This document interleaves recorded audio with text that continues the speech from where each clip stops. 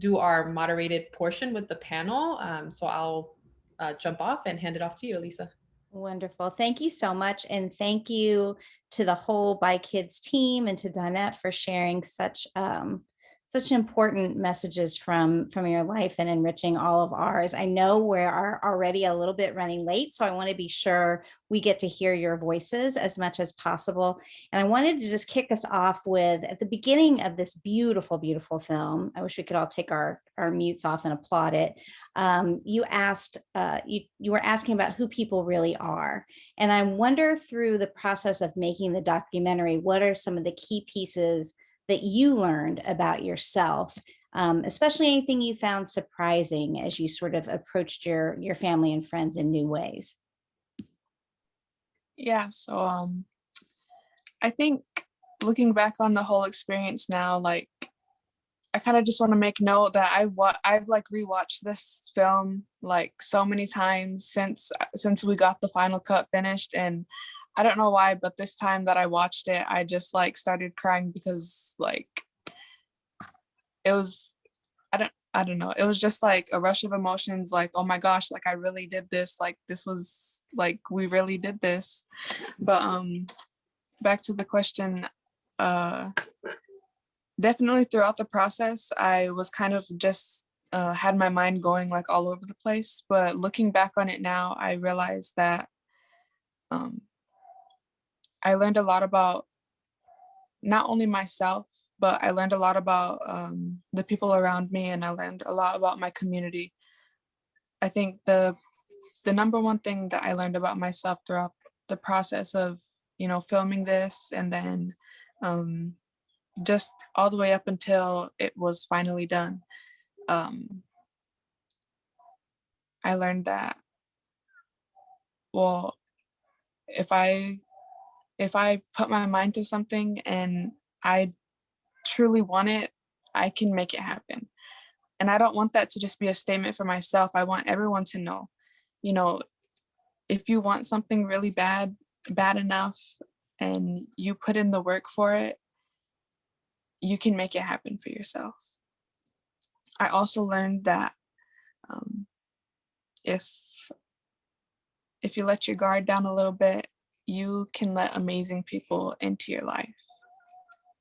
And one thing I learned about my community, I learned that it's full of strong, beyond strong, resilient, just powerful, like amazing people that, you know, you would look at them and think that they're just regular people. You wouldn't think that they have some type of amazing story to tell. You look at them and think, oh, that's just a regular average adult.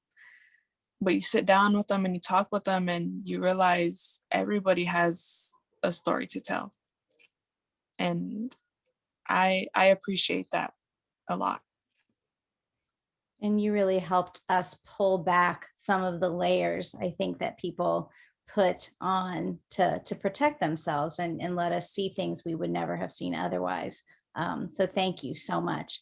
And Evan, I'm going to toss it to you, sort of similarly speaking, coming into this as a mentor and a helpful director and producer with Daunnette. What are some of the takeaways you had, or what did you get surprised about, or what did you learn through this process? Yeah, so many things. I mean, obviously coming in as an outsider from New York City, Daunnette and her family welcomed us with open arms right away, which was, you know, helped set the stage for a wonderful like 9 or 10 days of filming. But, you know, you learn so many things just about the sacredness of eagle feathers, right? And the drum and two-spirited people. And then, you know, you walk away learning things that like Native Americans serve in the US military at a higher percentage than any other race or ethnicity of anyone in this country. So just things that you may have not known, like Holly mentioned earlier. I think this film has so much depth and touches on so many different issues. And Daunnette did a fabulous job of bringing together just such a broad and diverse group of people to share their experiences and their stories. Yeah, I'd love to hear what you, as a filmmaker, a professional filmmaker, how did Daunnette do? Yeah, she did great. She did amazing, right? I mean, I've said this before. There was Marissa, who she has a long conversation with, when they started that interview and we were filming, Daunnette acknowledged her, you know, her wisdom and her knowledge, and thanked her for sharing it all with her. And so much so that she moved Marissa to tears before we even started the interview.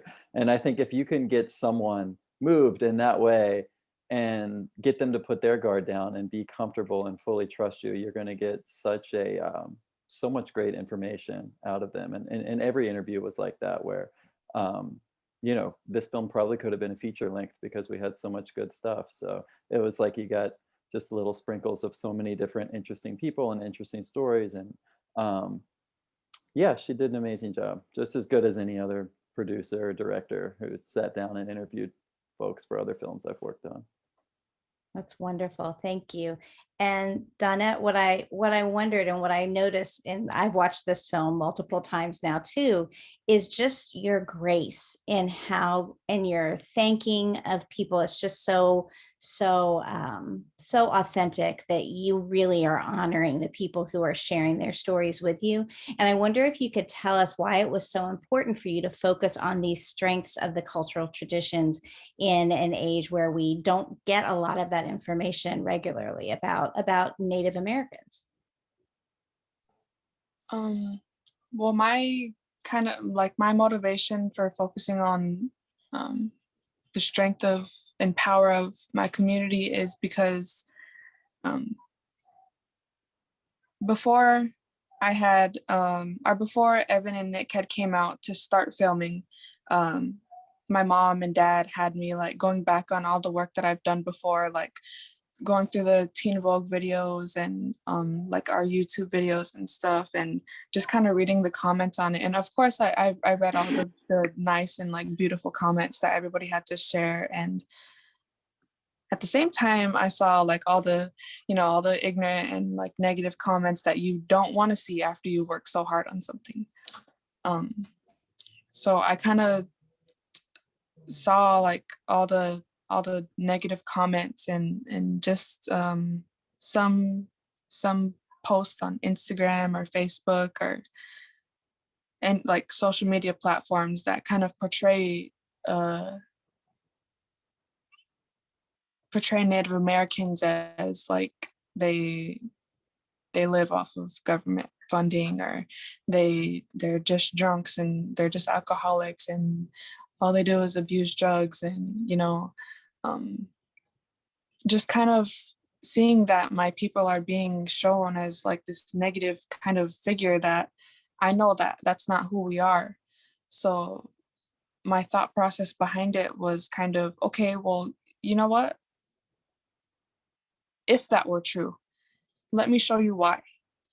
You know, because it's not just, oh, they're drunk just to be drunk, or they're doing that just to do that. It's a line, it's a pattern of pain that, you know, our people have felt from broken promises, broken treaties, and literally being mentally, physically abused in boarding schools. You know, everything that we talked about in the documentary, it's a buildup of trauma, of pain. So I wanted people to see that, you know, this might be what the media portrays about us, but if that's true, then here's why. And also showing that it's like you said earlier, beyond resilience. And that was such a perfect segue to talk to Holly and bring you into this picture to talk a bit about, you know, how you connected with Daunnette and why this film, you've done international work, but why talking to and featuring an American film was so important to you. Well, I'm not very bright. So the board, when we started BYkids all these years ago, and we're starting off on season 1, I wanted it to be all global stories. And they are far smarter than I am and said, well, America's a big part of the world. So how about each season we'll have one from America? And I don't think I've shared with the audience how much serendipity goes into our work. And I will point out that I met Evan a long time ago through NationSwell. And when he said he was a documentary filmmaker, I sprung on him and he agreed to mentor. And Elissa, you and I have already worked together. She's a relatively new member, and we've already done a project with Daunnette for a picture's worth. We normally pick our films based on a big global topic. So climate change, we then find a country where it's not in the news. In the case of the film we made, we found that in Nicaragua, coffee growing is being devastated by La Roya, and was a very visual way to talk about climate change in a way that might actually resonate with Americans, thinking that they might not be able to afford a $50 cup of coffee if they could get it years from now. And I am fascinated with generational trauma. I think that all of us, to some degree, deal with it. I'm partly Jewish. We have a film about anti-Semitism. We have Black Lives Matter going. I think anybody you pick in any crowd are going to have elements of generational trauma. So I was at it was probably 2.5 years ago, the UN Youth Summit, which is my kind of people, all these kids that are doing incredible things. And Daunnette was on a panel and spoke very superficially, quickly about a few of these things. And she was so articulate and so just beautiful in the way she talked about pain, but it was always hopeful. And it's so what BYkids tries to do. We're talking about big, hard issues, but we're trying to show our shared humanity. And sorry, guys, I told this story the other night when it was broadcast on 13 and we had our little party, but I literally jumped over ambassadors and a whole lot of really other inspiring kids and got in line to talk to Daunnette. And I said, Daunnette, I run an organization where we give a young person like you a film camera and let them make their own film. She's like, what?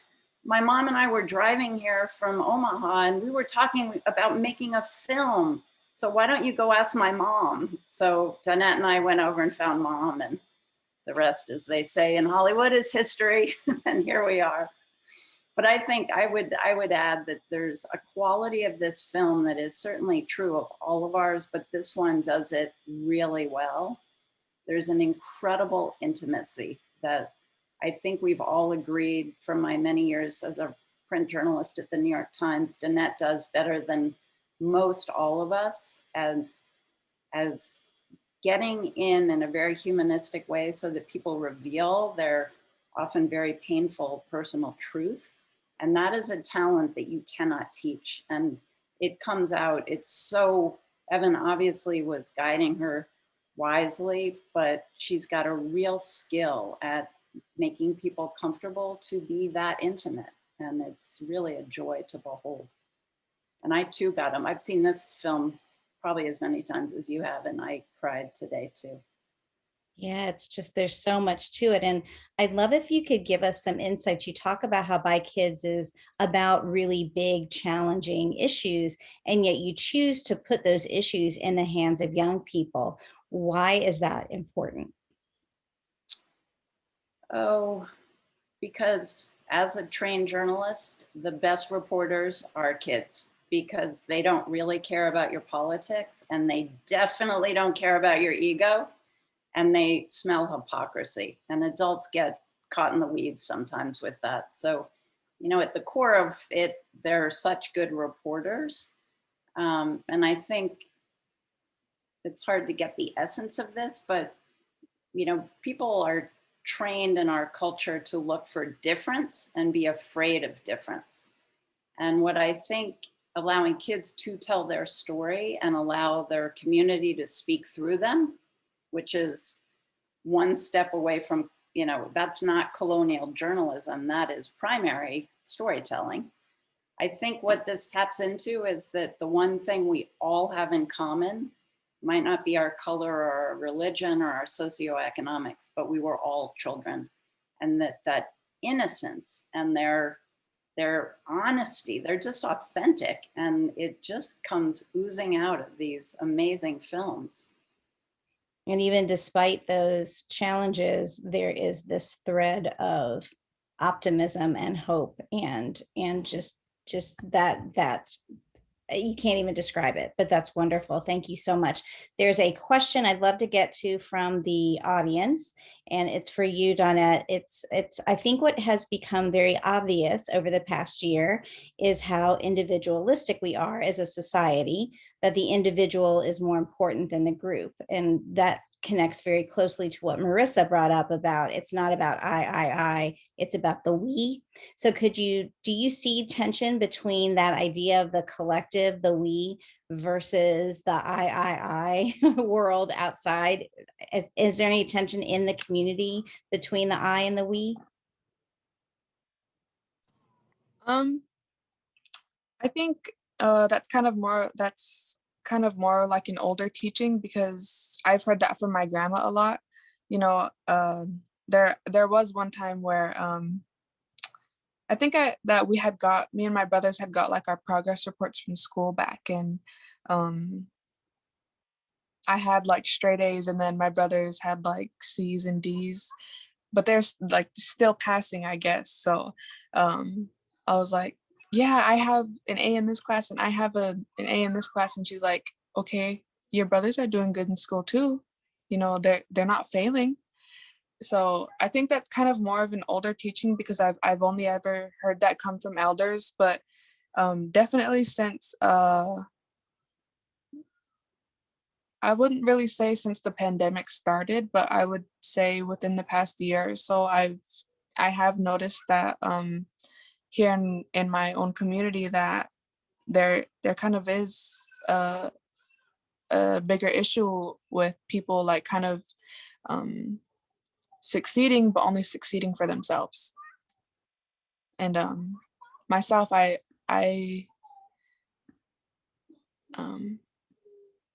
don't really I guess care for that kind of mentality, because I know how much of my own heart belongs to, you know, my people and my culture, and kind of everything that I've done, all the work that I've done it's always been to better, you know, the image of us, we Native Americans, and it's always been for, you know, my reservation itself, my people themselves. So myself, I don't really care for that kind of mentality, because I don't know, that's just not the kind of person I am. No, thank you so much. And I to lighten it a little bit, I'd love to ask each of you to share if you have a favorite part now that you've seen the film multiple times. Is there a part that really touches you, moves you, that you just, and that you might know something behind that part of the film that just makes it really special to you? Let's start with Evan. I think one thing that's really special is the feathering ceremony, and the fact that we didn't actually film it, right? That's sort of unique, I think, from a filmmaker perspective, where you're trying to film everything, right? But an event that was so sacred, we couldn't film it. And I think it lasts with me because after that, Daunnette gave Nick and I both like a blanket as a gift for helping her do this film. And so that was really special. And yeah, probably that scene. How about you, Daunnette? Definitely my favorite scene is the last scene where you see all of us women dancing, for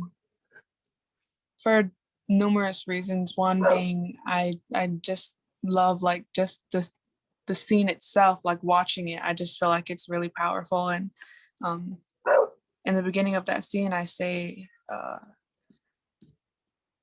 that I found myself within my culture, and that's 110% true, because I did. There was a point where, you know, I was kind of lost. Didn't really know who I was, because coming back home, I was kind of like a new person, because, you know, I didn't grow up here. I wasn't raised here, so nobody really knew me. You know, they seen me on social media, and they've seen like the work that I've done, but they didn't know me. So coming back, I was kind of a new person, so I didn't really know how to like kind of dip into everything, and like who to ask about, you know, the things I had questions about. But definitely whenever I started to get comfortable with everybody here, and started asking the questions that I wanted to know about, I fell in love with, you know, my home and my people and just my culture, and it's definitely helped me through a lot of things. I think that because this past year, like since February of 2020 up to kind of now, I've kind of just been thrown like all these different kinds of problems, and it just seems like once I get over one, another one comes. And just last night, I kind of decided that I wasn't gonna let that happen to me anymore. So I took some sage that we have sitting out on our bookshelf, and I burned it here in my room, and I kind of sat in here for a while, and I prayed for myself and my son, and just, you know, just prayed for guidance, I guess, and just kind of gave thanks for everything that I still have, because you know, not everything that you lose is a loss. So that last scene is my favorite because of that statement, because truly my culture has definitely helped me through a lot of things. That is so beautiful. Thank you so much for sharing that. All right, Holly, how about you? I just want to hear Daunnette talk. I know, right? Yeah. No, it doesn't really matter what my favorite scenes are, but I love Grandpa. I love Shelby. I mean, just the rawness of their honesty is so beautiful. But today, I really was struck by what a loss we have as a civilization without, you know, when they speak about creator, that's just deep, powerful, enviable belief. And that struck me, and is when she was holding the tobacco and talking about how seeds bring, you know, we're so, except for the pandemic when we were walking like caged animals out in nature, that idea that we are truly of the earth was just really powerful. And today is Earth Day, but I loved it. And the creator and the Mother Earth thing was very powerful to me today. So thank you. Yeah. So I know we only have 3 minutes left, and it's practiced at NationSwell to close these discussions with a call to action. So I'll start with mine, and then we can go around and see what all of the panelists' call to action would be. My call would be to watch all the BYkids films and support the work that Holly is doing, to learn more about Daunnette and what she's doing, and to follow Evan wherever he goes from Kentucky to Brooklyn, but also to really support this work to lift up the stories and the artistry of the youth who are really building a brighter future for us all. And I just thank you all so much for giving us a glimpse into the richness of the culture, and providing us with such great context. Who would like to go next? I'm going to call on you. I Evan. can just go. Yeah. All right. Thank you. I mean, I think Holly can add more to this, but I think nationally this will premiere on PBS next month. And so I'd say just, you know, tell your family and friends in different parts of the country to tune in to watch this, and then follow Daunnette on her social media accounts. You can keep up with what she's going on. And she sometimes might put some calls to actions out directly to us. So. Absolutely. Wonderful. Thank you. Holly, and then we can end with Daunnette. Yeah, certainly specific to this film, we've got a school guide and a take action. The film is already available on the PBS website if you look for films by kids. Tell all your friends, get the school guide and take it to a school and make sure they screen it. Donate very generously to BYkids so we can get Evan to mentor another film for season 4.